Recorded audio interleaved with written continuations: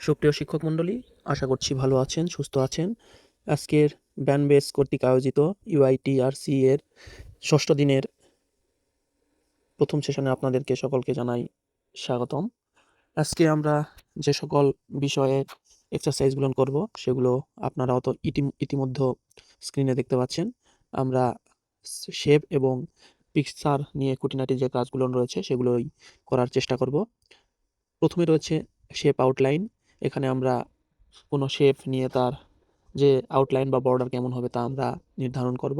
এরপরে রয়েছে shape effect. Shape ইফেক্টে আমরা দেখব একটি শেপ কতভাবে একটি স্লাইডে রিপ্রেজেন্ট করা যায়। এরপরে দেখব শেপ ফিল উইথ কালার। একটি শেপকে আমরা বিভিন্ন ধরনের কালার কিভাবে দিতে পারি সেটি দেখব। এরপর রয়েছে পিকচার বা শেপ রোটেট, অর্থাৎ একটা পিকচার অথবা শেপকে কিভাবে 90 ডিগ্রি, 180 ডিগ্রি বা 360 ডিগ্রি অ্যাঙ্গেলে ঘোরানো যায় সেটি শেখার চেষ্টা করব। এরপরে রয়েছে পিকচার ক্রপ, অর্থাৎ আমাদের একটি পিকচার থেকে যতটুকু প্রয়োজনীয় অংশ সেটি গ্রহণ করে বাকিটুকু কিভাবে কেটে ফেলে দিতে হয় সেটি শিখব। এবং সর্বশেষে রয়েছে খুবই গুরুত্বপূর্ণ একটি জিনিস, সেটি হলো প্রিন্ট সেটআপ। আমরা যখন কোনো প্রিন্টারে কোনো পেজ প্রিন্ট করি তখন বিভিন্ন ধরনের অপশনগুলো আমাদেরকে জানতে হয়, সেগুলো শেখার চেষ্টা করব। তো চলুন সময় নষ্ট না করে আমরা এক্সারসাইজ শুরু করি। এজন্য প্রথমেই মাইক্রোসফট ওয়ার্ডে ঢুকলাম। প্রথমেই নিয়ে নিব ইনসার্ট অপশান থেকে একটি শেপ। ইনসার্ট থেকে শেপে যাব। এখান থেকে আমরা একটি চতুর্ভুজ নিব। দেখতে পাচ্ছেন একটি চতুর্ভুজ নিয়ে নিলাম। আমরা প্রথমেই দেখব শেপ আউটলাইন, অর্থাৎ এই চতুর্ভুজটার বর্ডার কেমন হবে সেটি নির্ধারণ করব। এটি করার জন্য প্রথমেই শেপটির উপরে মাউসের বাম বোতাম ক্লিক করতে হবে। এরপর ফরম্যাট অপশানে যেতে হবে। এখান থেকে আমাদের শেপ স্টাইলের অন্তর্গত শেপ আউটলাইনে যেতে হবে। এখানে শেপ আউটলাইনে গেলে আমরা প্রথমেই বর্ডার কেমন হবে, কত মোটা হবে সেটি আমরা ওয়েট থেকে নির্ধারণ করতে পারি। আমরা 3 পিটি দিয়ে দিলাম, মোটামুটি একটু মোটা। এর পরবর্তীতে আবারও শেপ আউটলাইনে যাব। এখান থেকে বর্ডার কি ডটেড লাইনের হবে নাকি সলিড হবে সেটি আমরা নির্ধারণ করে দেব। আমরা হালকা ডটেড বা ড্যাশ বর্ডার নিয়ে নিচ্ছি। দেখতে পাচ্ছেন আমরা নিলাম। আমাদের বর্ডার নেওয়ার কাজ শেষ। আপনারা আশা করছি বুঝতে পেরেছেন। এরপরে আমরা দেখব শেপ ইফেক্ট, অর্থাৎ এই যে চতুর্ভুজ আকৃতির শেপটা নিয়েছি এটি কিভাবে আমরা রিপ্রেজেন্ট করতে পারি। এজন্য আবারও শেপটিকে সিলেক্ট করতে হবে মাউসের বাম বোতাম ক্লিক করে। এর পরবর্তীতে ফরম্যাটে যেতে হবে। এখান থেকে শেপ ইফেক্ট, শেপ এবং স্টাইল সেকশনের শেপ ইফেক্টে যেতে হবে। এখান থেকে আপনারা দেখতে পাচ্ছেন বিভিন্ন ধরনের মেনু বার। এখান থেকে আবার আপনারা যে কোনোটাই সিলেক্ট করতে পারেন। আমরা শ্যাডোতে গেলাম। শ্যাডো থেকে আমরা আউটারে যাব। আউটার থেকে আমরা যে কোনো একটি সিলেক্ট করে দিতে পারি। তাহলে মোটামুটি একটি ইফেক্ট অ্যাপ্লাই হলো। যদিও অতটা দৃশ্যমান না, আমরা আরও দৃশ্যমান করতে চাইলে 3D রোটেশনে যেতে পারি। 3D রোটেশনে গিয়ে আমরা এখান থেকে ধরে নিলাম প্যারালালের অফ অ্যাক্সিস, এই অপশানটি সিলেক্ট করে দিলাম। তাহলে দেখতে পাচ্ছেন আমাদের শেপটি একটি 3D ভিউয়ে রিপ্রেজেন্ট হচ্ছে। এর পরবর্তীতে আমরা দেখব এই শেপের কালার কিভাবে পরিবর্তন করা যায়, অর্থাৎ শেপের ভিতরে যে নীল রংটি রয়েছে এটি চাইলে আমরা কিভাবে অন্য রঙের করতে পারি এটি দেখব। এজন্য প্রথমে শেপটিকে সিলেক্ট করে নিতে হবে। সিলেক্ট করে নেওয়ার পরে ফরম্যাটে যেতে হবে। ফরম্যাটে যেয়ে শেপ ফিল অপশান দেখতে পাচ্ছেন। শেপ এবং স্টাইল সেকশনের অন্তর্গত শেপ ফিলে যাব। এখান থেকে আমরা বিভিন্ন কালার সিলেক্ট করে দিতে পারি। আমরা এখান থেকে রেড কালারটি সিলেক্ট করে দিলাম। তাহলে আপনারা 3D ভিউয়ে লাল রঙের একটি চতুর্ভুজ দেখতে পাচ্ছেন। এরপরে রয়েছে পিকচার অথবা শেপ রোটেট, অর্থাৎ এই শেপটিকে আমরা কিভাবে রোটেট করব সেটি আমরা দেখতে পাচ্ছি। আপনারা দেখতে পাচ্ছেন শেপটি প্রস্থ বরাবর আছে। আমরা একটু দৈর্ঘ্য বরাবর নেওয়ার চেষ্টা করব। এজন্য শেপটিকে সিলেক্ট করতে হবে। এরপর আবারও ফরম্যাটে যেতে হবে। ফরম্যাটে যেয়ে অ্যারেঞ্জ সেকশনের অন্তর্গত রোটেট দেখতে পাচ্ছেন। এখান থেকে আপনারা ক্লিক করলে বিভিন্ন ধরনের অপশন দেখতে পাচ্ছেন। Rotate right 90 degree, rotate left 90 degree, flip vertical, flip horizontal, আমরা সবগুলো অপশনই দেখছি। প্রথমে রোটেট রাইট করলেন, ডান দিকে 90 ডিগ্রি ঘুরে যাচ্ছে। রোটেট লেফট করলে আগে টি হচ্ছে, এরপর ফ্লিপ আমরা সিলেক্ট করে নিই। রোটেট লেফট করলে ঠিক আগের অবস্থানে চলে আসছে।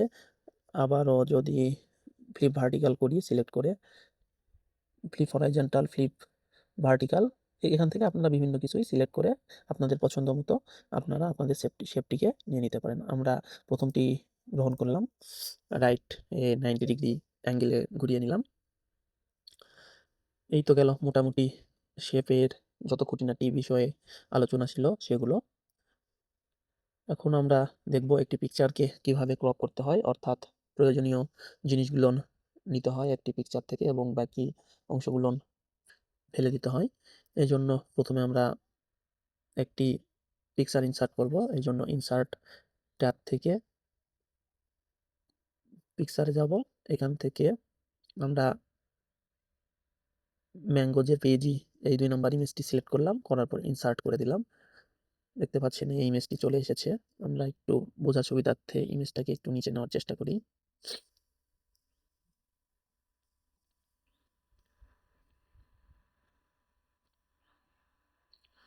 আমরা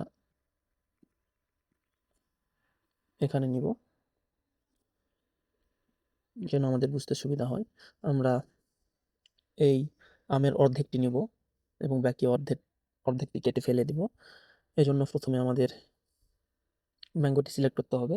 মাউসের বাম বোতামটি ক্লিক করে এর পরবর্তীতে ফরম্যাট অপশানে যেতে হবে। ফরম্যাট অপশান থেকে আমাদের সাইজ সেকশনের ক্রপ আপনারা দেখতে পাচ্ছেন, এই ক্রপে ক্লিক করতে হবে। ক্রপে ক্লিক করলে এই ম্যাঙ্গোর চারপাশে অনেকগুলো রিসাইজিং পয়েন্ট দেখতে পাচ্ছেন। এই পয়েন্টগুলো আমরা ডান দিকে, বাম দিকে, উপর নিচে টেনে নির্ধারণ করব কতটুকু অংশ আমাদের দরকার।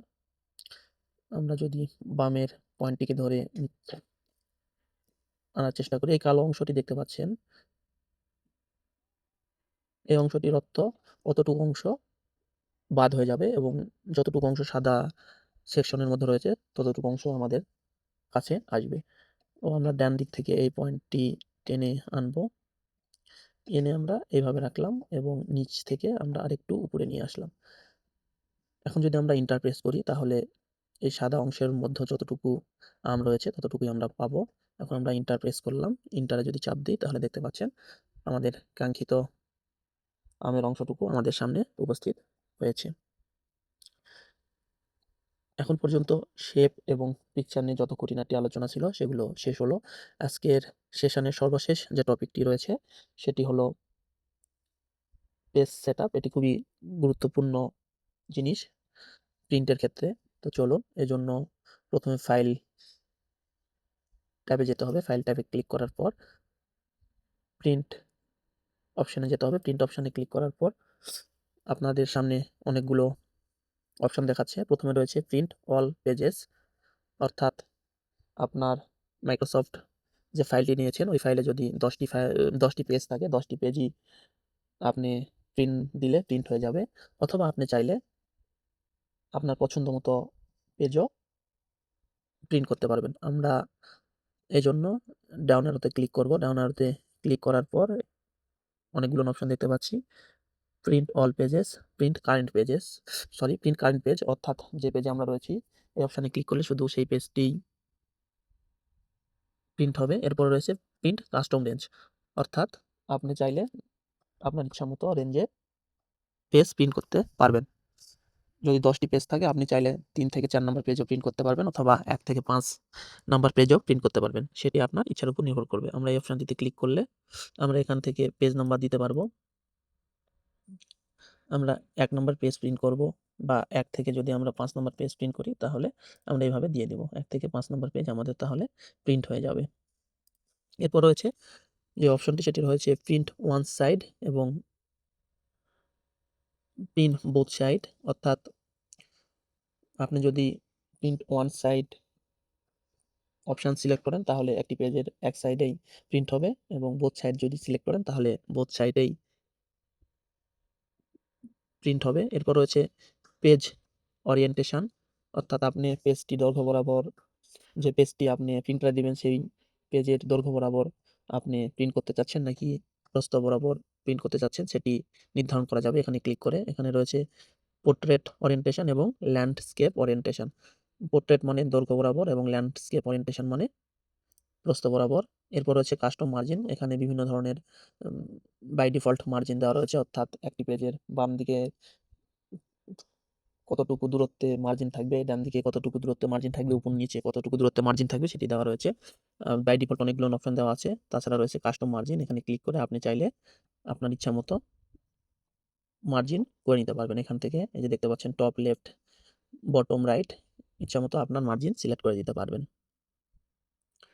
এর পরবর্তীতে রয়েছে one page per sheet option, অর্থাৎ একটি শিটের মধ্যে আপনি কয়টি পেজ প্রিন্ট করতে চান সেটি সিলেক্ট করতে পারবেন। আপনার কাছে যদি 5টি পেজ থাকে, ওই 5টি পেজ চাইলে ছোট, ছোট করে একটি শিটের মধ্যেই প্রিন্ট করতে পারবেন। সেই অপশানটুকুই আপনি এখান থেকে সিলেক্ট করে দিতে পারবেন। 1টি রয়েছে, 2টি রয়েছে, 4টি রয়েছে, 6টি রয়েছে, 8টি রয়েছে, 16টি রয়েছে। এগুলো সিলেক্ট করে দেওয়ার পর আপনি এখানে দেখতে পাচ্ছেন প্রিন্ট, এই প্রিন্টে ক্লিক করলে আপনার চাহিদা মতো পেজ প্রিন্ট হয়ে যাবে।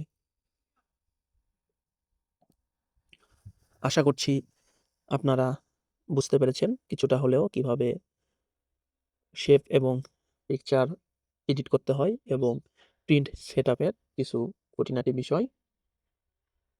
আজকের সেশন এ পর্যন্তই। যদি সেশনটি ভালো লাগে তাহলে চ্যানেলটি সাবস্ক্রাইব করুন এবং ভিডিওটি শেয়ার করুন। আবার পরবর্তী সেশনে আমাদের দেখা হবে। ততক্ষণ পর্যন্ত ভালো থাকুন, সুস্থ থাকুন। ধন্যবাদ।